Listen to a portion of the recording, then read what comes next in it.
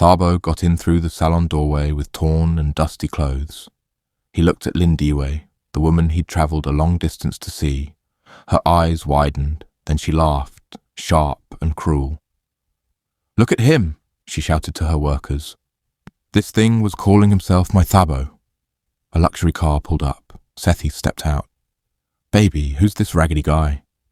Lindiwe answered coldly, "Just someone life has finished."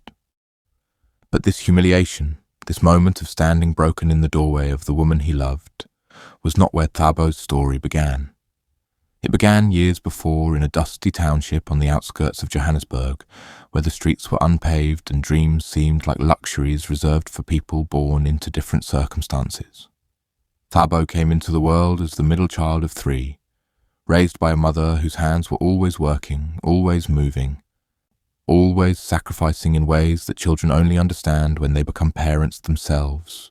His father had left when Thabo was too young to remember his face clearly, leaving behind only the ghost of what a complete family might have felt like. His mother took on any work she could find, cleaning houses in the suburbs, selling vegetables at the market on weekends, her back bent under the weight of responsibility, but never breaking. Thabo started working when he was 10 years old, carrying groceries for neighbours, washing cars for whatever coins people would spare, his small hands learning early that survival required hustle, required grit, required a willingness to do whatever needed doing. He watched his mother come home exhausted, watched her divide the evening meal into portions that never quite seemed fair, always giving her children more while claiming she had eaten earlier, claiming she was not hungry, when he could see the hollowness in her cheeks and hear the quiet rumble of her stomach in the night. One evening a neighbour stood at their doorway, a man whose own life had not turned out the way he had hoped, and he looked at young Thabo with something between sympathy and resignation. "Boys like you," the neighbour said, shaking his head slowly, "boys like you don't escape poverty. It follows you like a shadow. It marks you. It becomes your destiny." Thabo heard those words and felt something harden inside him. Not quite anger, but close to it. A determination that tasted metallic and sharp. He did not argue with the neighbour, did not defend his future. Because words meant nothing in a township where struggle was the common language, everyone spoke fluently. When Thabo turned 17, he met Lindiwe at a street festival, one of those community gatherings where music spilled from cheap speakers and people forgot their troubles for a few hours under the open sky. She was laughing with her friends, her head thrown back, her smile wide and unself-conscious, and when their eyes met across the crowd, something shifted in the air between them. They started talking, tentatively at first, then with growing ease, discovering they both carried dreams that seemed too big for their circumstances. Their courtship was built on nothing but hope and affection, dates that consisted of sharing a single kota between them, walking hand in hand through streets they both knew too well, finding beauty in moments that cost nothing but meant everything. Lindiwe would lean her head on his shoulder and tell him she could feel it, could sense that one day he would make it, would break free from the gravity of poverty that pulled so many young men down into patterns they could never escape. Thabo believed her because he needed to believe her, because her faith in him was sometimes the only fuel that kept his determination burning when exhaustion threatened to extinguish it. But love, even true love, does not exist in a vacuum, and Lindiwe's friends had opinions they shared in whispers that were not quite quiet enough. They told her she needed to find a man with money, not hope, with substance, not dreams, with a car and a house, not potential and promises. Thabo overheard some of these conversations, caught fragments of them when Lindiwe thought he was out of earshot, and each whispered doubt lodged itself somewhere in his chest like a splinter he could not quite remove. He never confronted her directly about what her friends said, never demanded she defend him or choose him over their counsel, because he understood that poverty made a man vulnerable in ways that went beyond empty pockets. It made others question whether he was worthy of love at all. By the time Thabo turned 25, he had saved every cent he could spare, had researched opportunities abroad, had concluded that staying in South Africa meant accepting limitations he was not willing to accept. He made the decision to leave, to travel to America, to chase opportunities that did not exist in the townships where he had grown up. His mother cried when he told her, not from sadness at his leaving, but from fear that the world would swallow him whole. that distance would change him into someone she would not recognize, that she would lose him not to death but to transformation. Lindiwe cried too, holding his hands in hers, making him promise not to forget her, not to let distance erode what they had built together. He promised, meaning every word, believing that love could survive separation if both people wanted it badly enough. Have you ever loved someone but feared that distance would change them? Feared that time and miles would transform the person you knew into a stranger wearing a familiar face? If you have, then you understand what Lindiwe felt standing at that taxi rank, watching Thabo prepare to leave, wanting to confess something that had been growing in her heart like a weed among flowers, but swallowing the words because speaking them felt like a betrayal of something she could not quite name. She let him go without saying what needed saying, and he left without knowing that her resolve was already beginning to crack under the pressure of waiting for a future that felt too distant and uncertain. Thabo landed in Atlanta with $30 in his pocket and a determination that bordered on desperation. The America he encountered was nothing like the dream that had been sold to him through movies and stories and second-hand accounts. He found work cleaning corporate offices through the night, pushing a mop and emptying trash bins while the city slept, then driving for a rideshare company during the day, his body running on insufficient sleep and convenience store coffee. He shared a cramped apartment with 6 other men, sleeping on a thin mattress on the floor, his belongings kept in a duffel bag because there was no space for anything resembling permanence. The grind was relentless, humiliating in ways he had not anticipated, ways that wore on his spirit more than physical exhaustion ever could. He called Lindiwe when he could, but the conversations grew shorter, more superficial, her voice sometimes distant even when she picked up, which she did less and less frequently. He told himself it was just the time difference, just the strain of long distance, just temporary circumstances that would improve once he got his footing. Then one night, or calling at what should have been a good time for her, he heard a male voice in the background, casual and familiar, and when he asked who it was, Lindiwe's explanation came too quickly, too smoothly, rehearsed in a way that made his stomach tighten, with suspicion he did not want to acknowledge. He did not press her, did not demand answers, because part of him feared what he might discover if he pulled on that thread too hard. But fear and suspicion did not stop Thabo from working, from learning, from growing. He started studying real estate investing at night, watching videos and reading books and attending free seminars whenever he could find them. He learned about property flipping, about rental income, about building wealth through assets rather than labor.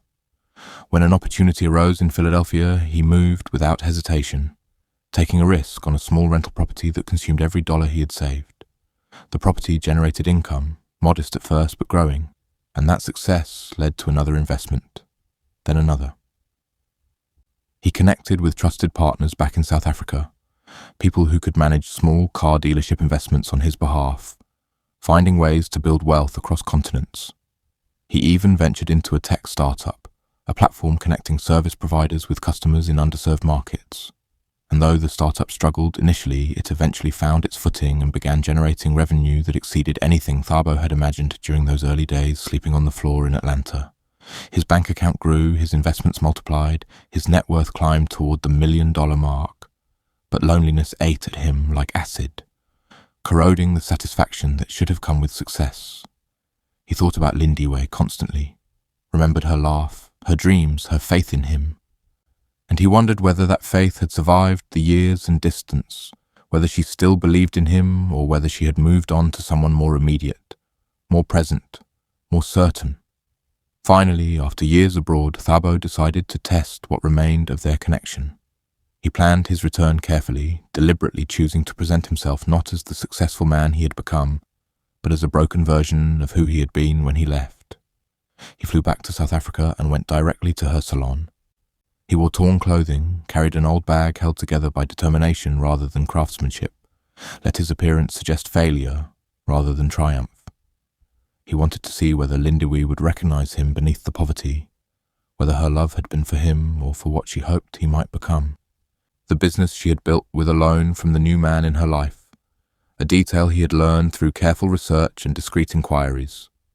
Standing in that doorway, dusty and disheveled, Thabo called her name, his voice carrying hope he immediately regretted showing.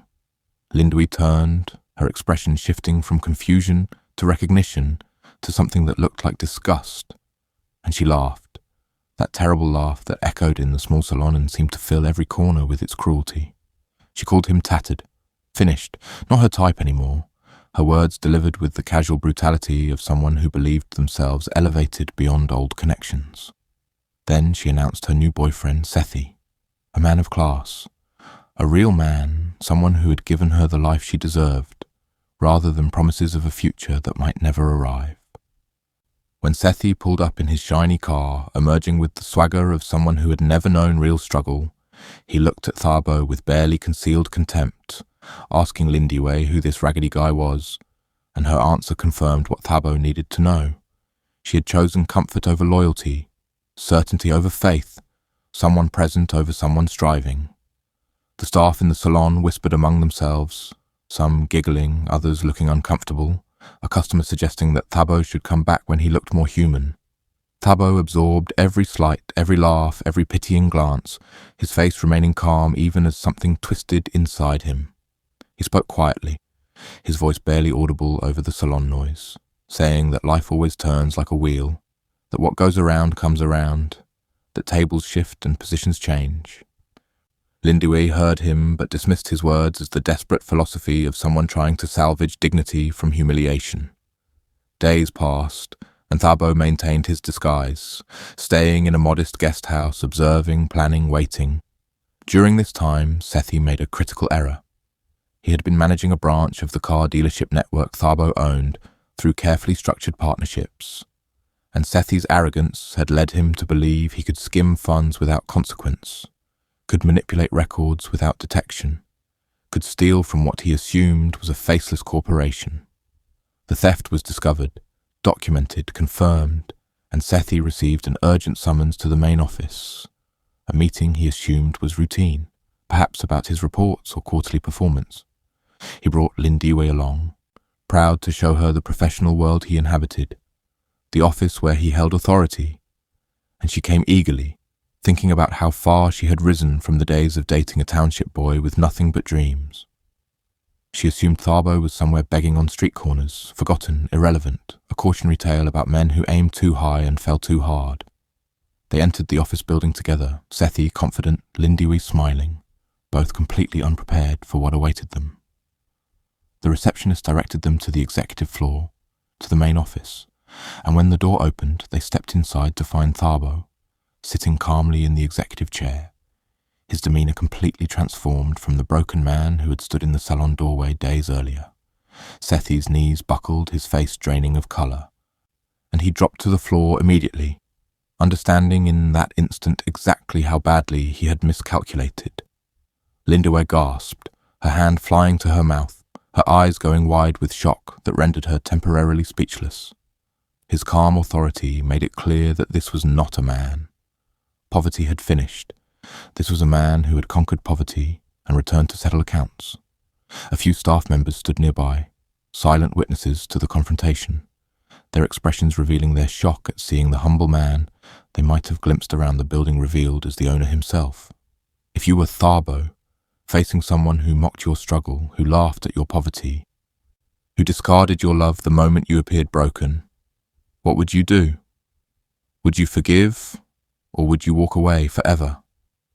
Because these moments of reckoning happen in every life, in different forms, in different contexts, but always carrying the same weight.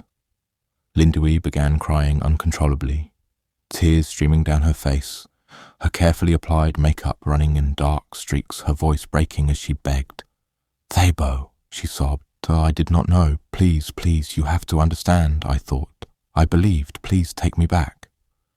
Her words tumbled over each other, desperate and raw, and Sethi added his own pleading, sweating profusely, promising he could pay back what he had stolen, promising it was a mistake, a moment of weakness, an error in judgment he would never repeat. Thabo looked at Lindiwe, really looked at her, seeing the woman he had loved and the stranger she had become, remembering the laughter in the salon, the cruelty in her eyes, the ease with which she had dismissed years of connection. His voice when he spoke was calm, measured, carrying no anger but also no warmth. "So now you recognize me," he said quietly. "Now that you see the office, the position, the success, now you remember who I was, who I am. But Lindiwe, you did not lose me when I walked away. You lost me when you chose to mock rather than wait, when you chose comfort over faith, when you decided that poverty made me unworthy of your love. You did not lose me, you lost your blessing." Those words landed like stones, each one carrying weight that bent Lindiwe further toward the ground. She tried to grab his leg, to hold on to something physical when words failed her. But Thabo stepped back, maintaining distance, maintaining the boundary she had drawn when she laughed at him in her salon. Sethi continued pleading, his voice cracking, his professional facade completely shattered, reduced to begging for mercy from the man he had mocked, the man whose business he had stolen from. "Boss," he repeated over and over, "I can pay it back. I can make this right. Please, please, give me another chance." Thabo stood slowly, his movements deliberate, and walked to the window, hands clasped behind his back, looking out at the city sprawling below. The same city where he had grown up poor, the same city he had left to chase opportunities that did not exist within its boundaries, the same city he had returned to as someone completely transformed. He stood there for a long moment, letting the silence stretch, letting Sethi and Lindiwe sit with their fear and regret, letting the weight of consequences press down on them, the way poverty had once pressed down on him. Then he turned around slowly, his eyes finding Sethi, and a small smile touched his lips. Not cruel, but not kind either. The smile of someone who held all the power in the room and was deciding how to wield it. Family. The question now is whether Thabo would forgive Sethi, whether mercy or justice would guide his decision, whether the wheel that had turned in his favour would crush those who had mocked him or lift them up with unexpected grace. If you want to know what happened next, if you need to see how this story ends, how karma completes its circle, how the boy from the dusty township handles the moment when revenge and forgiveness stand before him as equal options, then you know what to do. Like this video, subscribe to this channel, and wait for part 2, because Thabo's decision will reveal not just who he became through his struggle, but who he chose to remain when struggle ended and power began.